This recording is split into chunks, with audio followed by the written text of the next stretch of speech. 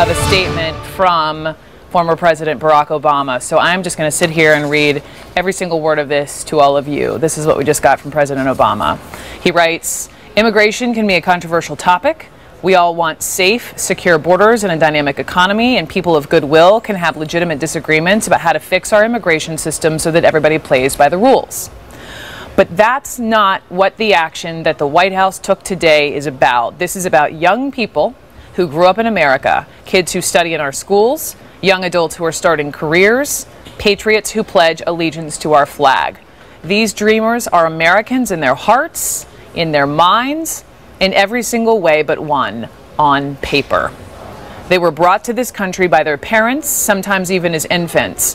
They may not know a country besides ours. They may not even know a language besides English. They often have no idea they are undocumented until they apply for a job or college or a driver's license.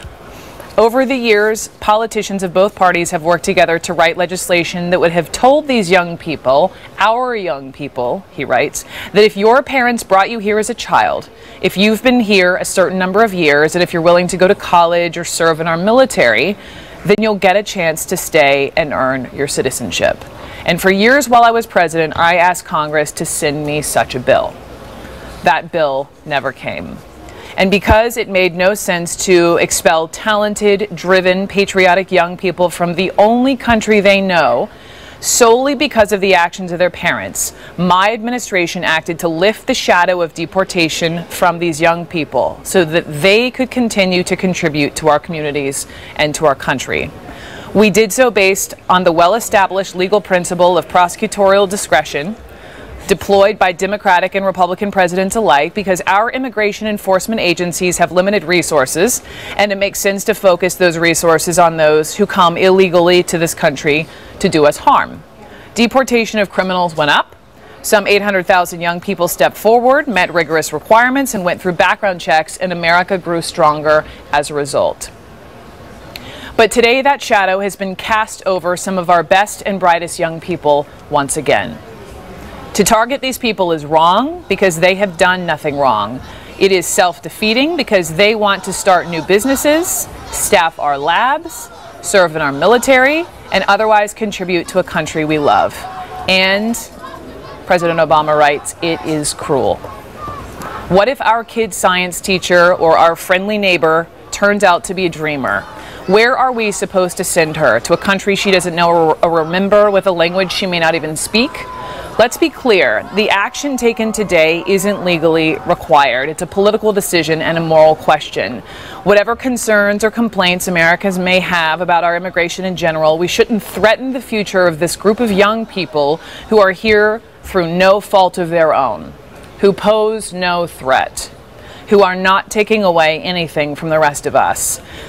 They are that pitcher on our kids' softball team, that first responder who helps out his community after a disaster, that cadet in ROTC who wants nothing more than to wear the uniform of the country that gave him a chance. Kicking them out won't lower the unemployment rate or lighten anyone's taxes or raise anybody's wages. It is precisely because this action is contrary to our spirit and to common sense that business leaders, faith leaders, economists, and Americans of all political stripes called on the administration not to do what it did today. And now that the White House has shifted its responsibility for these young people to Congress, it is up to members of Congress to protect these young people in our future. I'm heartened by those who've suggested that they should, and I join my voice with the majority of Americans who hope they step up and do it with a sense of moral urgency that matches the urgency these young people feel. Ultimately, this is about basic decency. Last two graphs here. This is about whether we are a people who kick hopeful young strivers out of America or whether we treat them the way we'd want our own kids to be treated. It's about who we are as a people and who we want to be. He closes with this. What makes us American is not a question of what we look like or where our names come from or the way we pray. What makes us American is our fidelity to a set of ideals. That all of us are created equal. That all of us deserve the chance to make of our lives what we will.